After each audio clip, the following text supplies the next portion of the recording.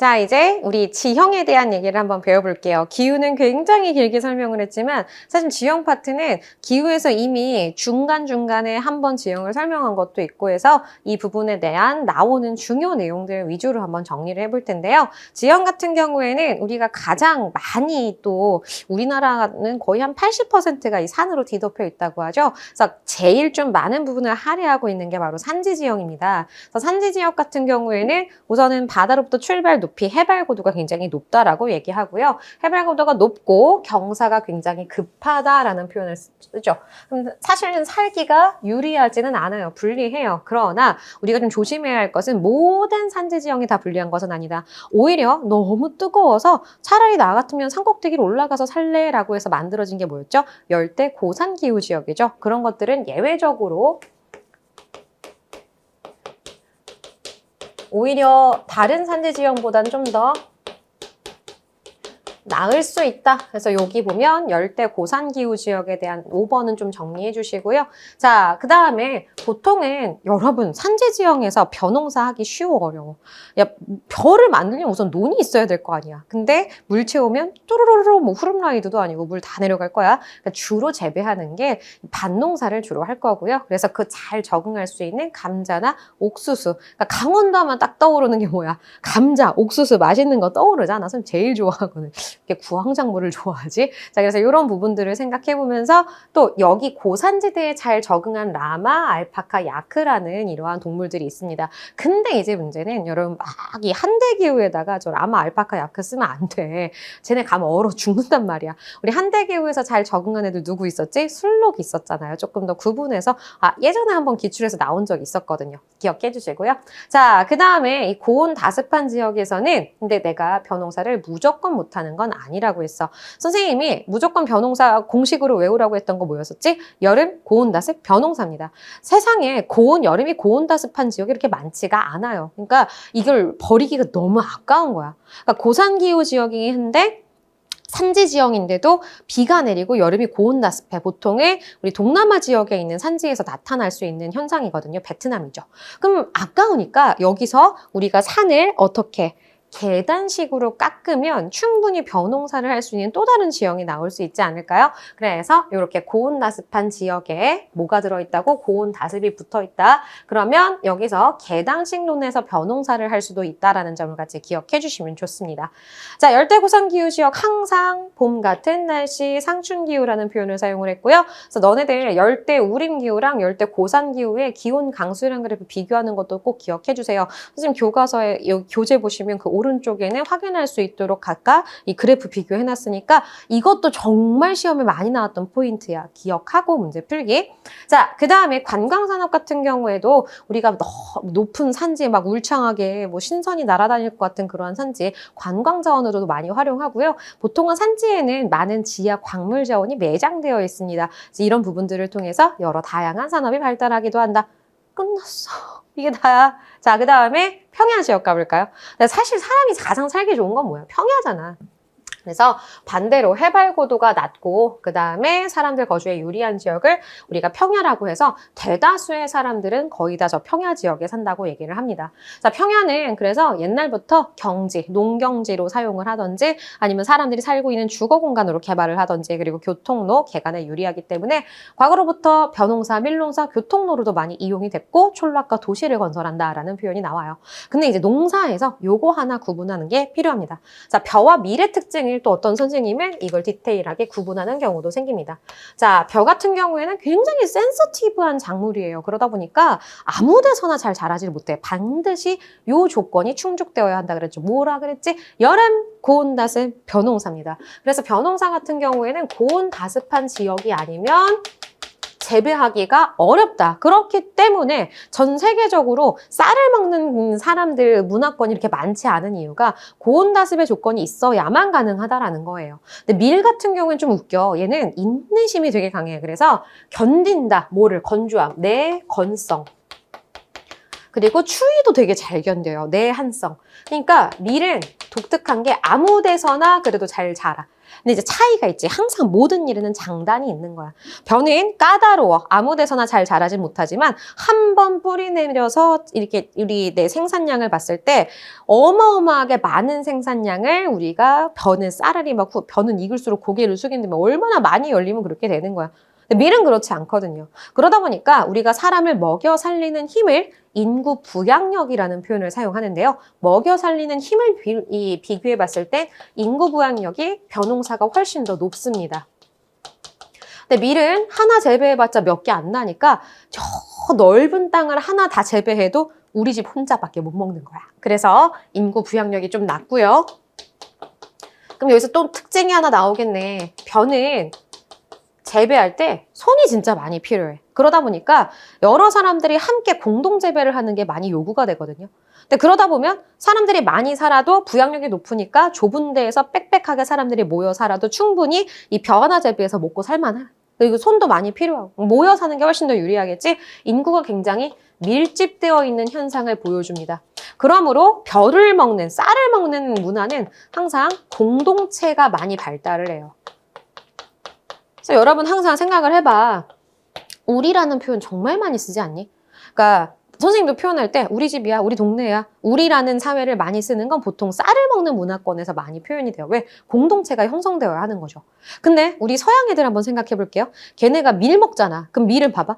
이따만하게 넓은 농장을 내가 다 먹어. 다 재배를 해도 나 혼자밖에 못 먹어. 그럼 얘는 어때? 너네 서양 영화 같은 거 보면은 집이 막 따닥따닥 붙어있니? 한 집 건너 저기 멀리 또 한 집 있고 한 집 건너 저기 이렇게 떨어져 있는 형태가 나타날 수밖에 없겠죠? 그래서 좀 더 밀농사 같은 경우에는 분산적인 형태를 많이 보여주기도 하고요. 그러다 보니 얘네는 우리보단 나애라는 개인적인 성향이 또 강할 수 있습니다. 이렇게도 영향을 줄 수 있다라는 거죠. 그래서 이제 먹는 것과 함께 우리의 삶의 문화에도 영향을 줄 수 있다라는 이런 부분도 나타날 수 있습니다.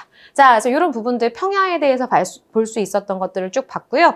근데 가끔 이제 막 욕심쟁이 선생님들 같은 경우에는 욕심이 많다는 건 좋은 거야. 니네들한테 하나라도 더 알려주고 싶은 선생님들의 마음이잖아요. 이런 걸 생각해보면서 선생님이 막 수능에 나오는 내용들도 끌고 와서 지형 중에서 하천과 관련된 지형을 보여드리는 선생님도 계세요. 근데 이런 부분들은 사실은 통합사회 교육 과정 안에 있는 내용은 아니기 때문에 만약에 학교 프린트가 부수적으로 나간다? 그러면 꼭 프린트를 꼼꼼하게 챙겨보시길 바랍니다. 자, 이제 평야도 끝났고요. 이제 해안으로 한번 가볼까요? 해안 같은 경우에는 선생님이 안이라는 표현을 지난 시간에 한번 설명드렸습니다. 이 안이라는 표현이 뭘까요? 끝을머리 안자라는 거예요. 끝 안자, 바다의 끝이라는 표현이죠. 자, 그럼 이제 바다의 끝은 당연히 뭐 하겠어? 육지와 바다가 만나는 지점이겠죠? 자, 육지와 바다가 만나면 양쪽의 모든 산업들을 다 할 수 있게 됩니다. 육지는 육지대로 농사를 지을 수 있고 바다는 바다대로 물고기도 잡고 양식도 하고 되게 다양한 것들을 할 수가 있잖아요.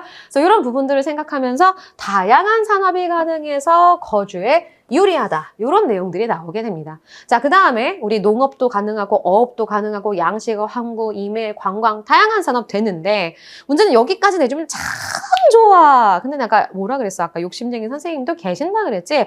가끔은 해안지역이 아니라 해안지형을 보여주는 경우도 생겨요. 그래서 여기에 나올 수 있는 거 뭐 파식대, 해시계, 뭐 해식동, 시스테, 그 다음 씨아치 이런 해안 지형들을 보여준다. 사실 얘도 통합사회 교육과정 안에 있지는 않긴 한데 보통 만약에 나온다면 선생님이 얘기하셨을 때 꼭 꼼꼼하게 체크해서 그 지형에 대한 구분은 해주길 바랍니다. 여기까지 우리 해안 지역이었고요. 자, 이제 우리가 독특한 이 형성 과정을 보여주는 지형 3가지만 더 보면서 지형은 마무리 한번 해볼게요. 자, 지형 같은 경우에 카르스트 지형이라고 나왔을 때 우선 형성 요인을 한번 볼게요. 카르스트 지형은 반드시 이 석회암이 등장합니다. 석회암이 잘 보세요. 침식, 노노. 어떻게? 용식. 석회암이 녹아서 침식되는 경우를 가지고 얘기를 할 거야. 그래서 녹아서 얘가 침식되는 상태만 볼 거냐 아니면 그 침식된 상태로 쌓여서 어떤 뭔가를 형성하느냐 그런 것들을 구분할 텐데요. 우선은 우리나라는 저 석회 동굴이 굉장히 많습니다. 석회암이 녹아서 만들어진 동굴. 석회 동굴 안에는 뭐 석순도 있고 석주도 있고 우리 종유석도 있고 이런 것들 대표적인 석회 동굴이고요. 자, 그다음에 이제 이 석회암 기반이 녹아서 이렇게 움푹 파진 이 둥그런 분지 같은 게 또 형성이 돼요. 이런 것들이 이렇게 움푹 파진 그런 형성 지형을 우리가 돌리네라고도 얘기를 합니다. 이런 것도 있고. 근데 이제 우리 교과서에 많이 나오는 지형을 한번 볼게요. 교과서엔 바로 이 카르스트 지형이 훨씬 더, 이 탑 카르스트가 굉장히 많이 출제가 됩니다. 이 탑 카르스트 같은 경우에는 차별 침식으로 형성된 지역인데요. 이 탑 카르스트는 예를 들어서 이렇게 만약에 땅에 석회암보다 훨씬 더 단단한 암석, 다시 석회암, 단단한 암석, 이렇게 층을 이루고 석회암, 단단한 암석, 이렇게 층을 이뤄서 석회암, 퇴적이 됐다 가정해 볼게요. 근데 이제 어떤 친구가 나보고 선생님 어떻게 세로로 퇴적이 되나 이렇게 얘기를 해요. 물론 퇴적이 됐을 땐 가로로 됐겠지. 근데 여러분 양쪽에서 횡압력을 받으면 지층은 이렇게 구부러집니다. 우리가 이걸 습곡이라고 얘기를 하죠. 그래서 이렇게 구부러져서 세워졌는데 문제는 여기에 여러 가지 이제 비도 내리고 물도 들이치고 그러다 보면은 우리 이 비와 습기, 산성이 굉장히 약한 석회암은요. 옆에 있던 주황색의 단단한 암석을 빼고 녹아버리기 시작해요. 그러면 나중에는 이 물 위에 누가 마치 기둥을 갖다가 세워놓은 것처럼 이렇게 탑처럼 이런 여러 가지 기둥 같은 지형들이 이렇게 남아있게 됩니다. 이런 것들 우리가 탑 카르스트라고 부르게 돼요. 대표적으로 많이 있는 곳이 바로 어디냐? 베트남입니다. 그래서 베트남에 있는 할롱베이를 기억해 주시면 좋을 것 같습니다. 아니면 중국의 구일인 게림이라고도 하죠. 거기도 대표적인 탑 카르스트고요. 그래서 이런 특징이 나타나는 카르스트 지형도 기억해 주시면 좋을 것 같고, 이제 두 번째로 나타나는 지형은 우리 화산 지형에 대한 얘기를 해볼 건데요. 화산 같은 경우에는 화산 그 자체도 화산 지형이지만 제일 많이 나오는 게 이 오른쪽에 나오는 사진 볼게요. 간헐천이에요. 그래서 간헐천 같은 경우에는 항상 흐르는 하천은 아니야. 그리고 얘네는 지표가 아니라 지하에서 흐르는 하천이에요. 지하에서 이렇게 물이 흐르는데 문제는 이 밑에 누가 있는 거야? 마그마가 이렇게 있는 거야. 그럼 이제 마그마가 뭘 데우겠니? 그 옆에 지열로 인해서 지하수를 데우겠죠? 근데 이제 지하수가 데워지면 부피는 어떻게 돼? 팽창합니다. 그럼 너네 밥 지을 때 쿠크 밥솥이 이제 한참 기다리면 갑자기 뭐 취사가 거의 완료됐다 그러면서 뭐 증기를 배출하겠습니다. 치 이렇게 나오잖아. 그거랑 똑같은 거야. 그러니까 이 지하수가 그 압력을 견디지 못하고 그 열기와 압력에 의해서 여기 지표 보면 이렇게 크랙 같은 게 있을 거예요. 이 지표에 균열된 틈을 타서 슉 분출하는 이러한 하천을 우리가 뭐라 그래요? 간헐천이라고 부르는 거예요. 대표적으로 하산 지형에서 많이 볼 수 있는 이 형태고요. 아이슬란드라든지 뉴질랜드에 가면 볼 수가 있습니다. 근데 너네 이 아이슬란드에서 옛날에 우리나라 연예인들이 뭔가 구경 가는 그런 프로그램이 있었거든요. 근데 거기서 간헐천의 높이가 진짜 높이 올라가는 건 한 70m까지도 올라간대요.